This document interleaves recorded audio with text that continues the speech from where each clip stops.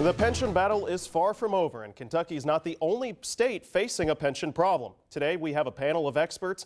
We have Ryland Barton, a State House reporter, Jason Bailey, the executive director for the Kentucky Center for Economic Policy, and Ashley Watts, the senior vice president for public affairs at the Kentucky Chamber of Commerce. And joining me to my left is Carolina Buchek, who spent a lot of days in Frankfurt over the past couple of years covering the pension crisis. A lot of days. Well, welcome. Good morning, everybody. Thank you. Let's start off with how we got to this point. Ryland, we'll start with you. Well, it's probably a crisis that's 20 plus years in the making. It started back in the late 90s, early 2000s. State's pension fund was very well funded, over 100% funded. The state decided to start diverting, or both this is coming from the board that decides how much money should be going towards the pension systems, plus the legislature that ends up voting on how much money to send to the pension systems, plus the governor's office that ends up signing off on that money, and started diverting money away from it.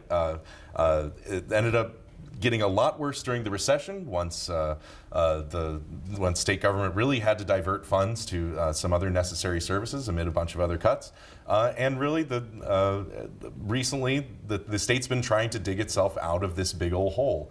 It's a fund that's responsible for paying pension benefits to state workers and retirees. This is everywhere from highway contractors to teachers. They're separated into different pension systems.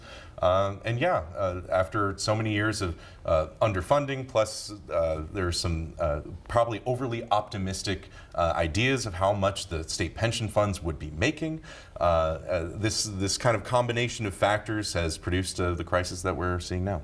And this is not a crisis that has become apparent during Governor Matt Bevin's administration. This has been brought up for years, correct? That's right. I mean, as Ryland said, the Great Recession made things a lot worse, and it also means the state had less revenue to make contributions and had to make tough choices about whether to fund schools or fund pensions. They skipped the pension contributions, and so things got worse. I think in the last few years, the bright spot is we have begun to make the payments again that we weren't making for about a decade or more. But it's going to be a long, slow haul. This is not going to be back to where it was anytime soon. It's a multi-decade problem. And we've made those contributions largely by cutting more of the budget, cutting funding for schools. We have no money for textbooks, no money for teacher professional development. We've cut many agencies by 15 to even 50% cumulatively over the last decade. So a lot of the services that people count on, rely on, hope to be there for the most vulnerable. Are dealing with less staff. State employees haven't gotten a raise for 8 of the last 10 years. These are the sacrifices we've made to begin to get back on track with pensions, but we have a long way to go, and there's still a need for more revenue to make it possible and sustainable. You bring up more revenue. A lot of people that have been watching this unfold are wondering, what can we do? Can we do something to bring more money in to fund this pension system that has been so desperately underfunded? Is there anything we can do? There is. I mean, Kentucky hasn't made big changes, the needed changes to its tax code, for the last decade. In fact, we've poked more holes in the tax code, passing tax cuts, tax breaks for a variety of special interests, tax expenditures, as they're called. There's billions of dollars we lose in revenue through that.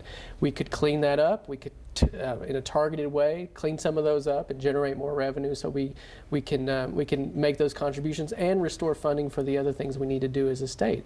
But that takes the political will, and the political will has not been there in the legislature. And Ashley, what's the Chamber's position on trying to raise revenue to? Absolutely. The Chamber is a proponent of broad tax reform to make sure that we stay competitive with other states. But in the last couple of years, we really have decided that we need to increase revenue for issues just like Jason was talking about. The pension issue is such a drain on our state budget. It is taking money away from these essential services, education, economic development, health and welfare services. And so we have to make sure that we can fund all of those things. And with the pension problem the way it is and the unfunded liability, it is very difficult to do that. And it is increasingly more difficult because they're paying what they should be paying now to try to dig us out of the hole, which is good. This is the first legislature in many years that have been fully funding the pensions along with the governor. So we do want increased revenue. And I know a lot of times people talk about, well, there's the cigarette tax, there's this, there's that, there's gaming. All of those things are great and they do add up. However, I do think this problem is so big that it's going to take bold action by the General Assembly to really get us out of here. We would also advocate for some structural reforms within the system as well. When you look at the years of service that right now you have to get your retirement, it's about 27 years. And the lifetime of our workers have grown longer over, since the system was created. And that's a very real problem. So we do think that it's a combination of additional revenue, which is very much needed, and structural changes to the system to make sure that the system stays viable for future employees. And as your package addressed, your story is that they have tried solutions in the past couple of years, but those have not taken. They have. So we've seen several bills come and go, and we've seen very large protests. Teachers coming to the Capitol in groups of thousands. And they make it very clear they're not happy with the solutions that are being proposed. So what can we do? What can we do to involve the teachers' interest in this? I mean, after all, it is their retirement that is at stake. I think that's a good point. Obviously, several bills have passed in the last couple of years. One was overturned by the Supreme Court that was going to put the teachers' retirement system, they thought, on the path to viability. There are protests, and what we think from the business community standpoint should really happen is kind of what we did in 2013 when there was a bipartisan group to look at the retirement systems, bring all the stakeholders to the table, and try to figure out this problem. As you said, there are many people with an interest in this issue that this is their pension, this is their livelihood. So we feel that everyone, the taxpayer, the business community, the teachers, state employees, et cetera, should come together and try to find a solution that will work for everyone. It's been done in the past, and we think that's a good model to try to replicate. Rylan, from your talks with state lawmakers, do you think that that is something that can come together, that they can bring the stakeholders to the table? It's certainly something they're going to keep on trying to do, at least under this version of the governor's office and the legislature.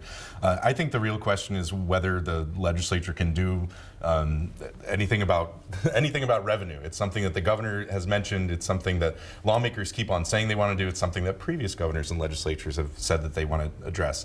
And the state really hasn't done too much. I mean, last year there was a version of tax reform that happened.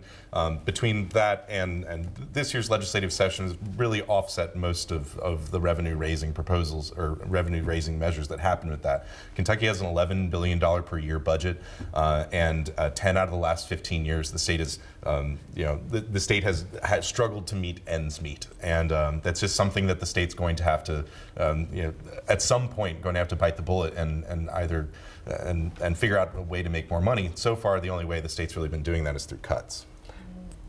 I think, too, that, there have been cuts to pension benefits. If you go back in 2003, 2008, 2010, 2013, we've cut the benefits of new employees over and over and over again. And in fact, what people get now when they join the workforce is very modest. The unfunded liability is owed to people who are already retired or are currently working, and we're legally and morally obligated to make sure they get what they've earned. And so the talk about changes to benefits is not going to reduce the liability that we now face. The only thing that's going to do that is finding the revenue to solve it. And again, there are ways we can do that. There are ways we haven't explored. In 1990, we came together and raised a lot of money to improve our schools.